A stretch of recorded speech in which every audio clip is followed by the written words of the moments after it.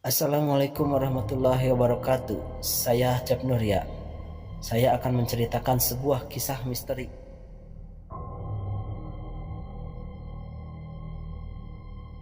yang dialami oleh seseorang yang gak mau disebutkan namanya. Sebut saja namanya Bokir. Kisah ini terjadi pada tahun 70-an di daerah Garut, Jawa Barat. Bokir adalah seorang bujang lapuk yang hidupnya selalu sendiri.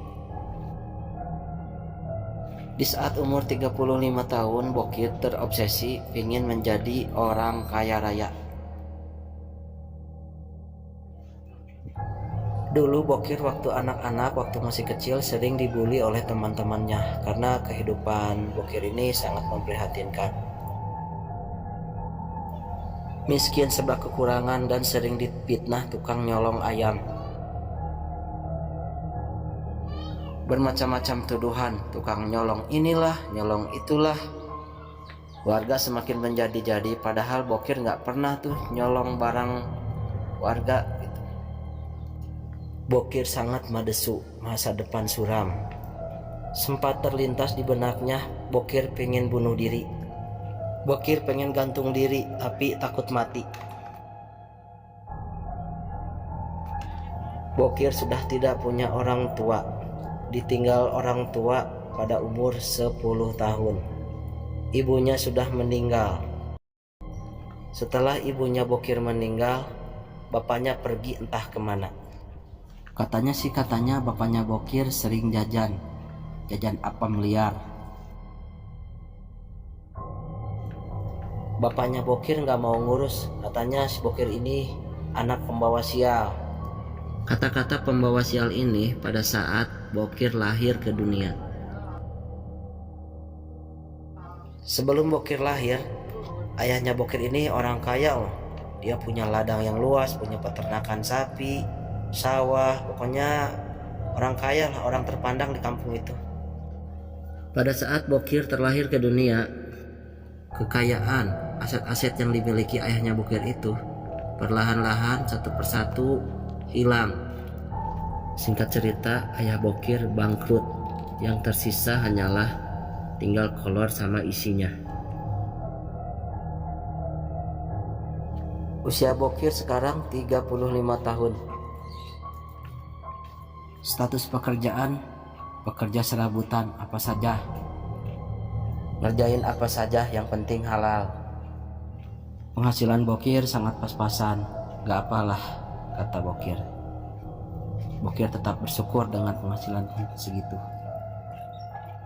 Namun ada satu kejadian yang membuat Bokir merasa putus asa, merasa hidupnya itu tidak berguna, tidak bermanfaat. Pada saat itu Bokir dituduh oleh tetangganya. Bokir dituduh piara tuyul karena uang tetangganya itu hilang. Padahal Bokir gak pernah melakukan hal bodoh itu. Bokir merasa sedih, sakit hati. Bokir selalu dituduh, difitnah dengan hal-hal yang gak dia lakukan. Pada saat itu Bokir berdiri di tepi jurang menikmati kesedihannya. Pada saat Bokir sedang berdiri di tepi jurang dengan penderitaannya, tiba-tiba Bokir dihampiri seorang kakek tua. Kakek tua tersebut seakan sudah tahu apa yang dialami Bokir. Bokir dengan kakek tersebut ngobrol panjang lebar, dan Bokir ini seperti terhipnotis dengan kata-kata yang diucapkan kakek tua tersebut. Kakek tua itu berkata, kalau kamu pengen kaya, banyak harta, dihormati orang banyak. Kalau kamu pengen kaya raya, kamu harus menyetubuhi mayat.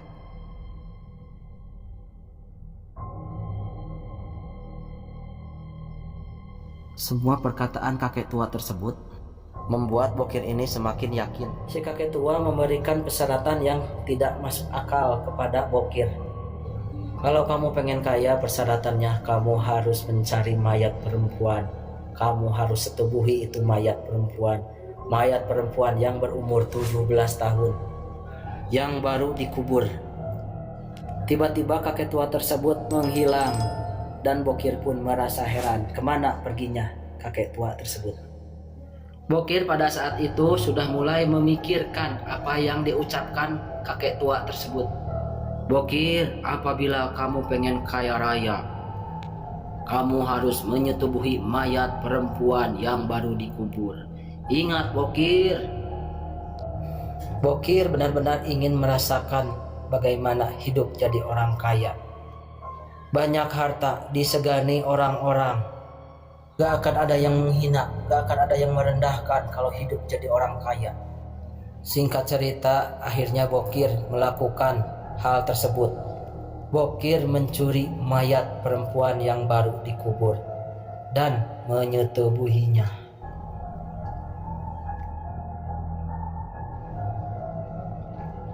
Syarat untuk menjadi orang kaya sudah dia lakukan. Dan benar saja, akhirnya Bokir menjadi orang kaya. Bokir menjadi juragan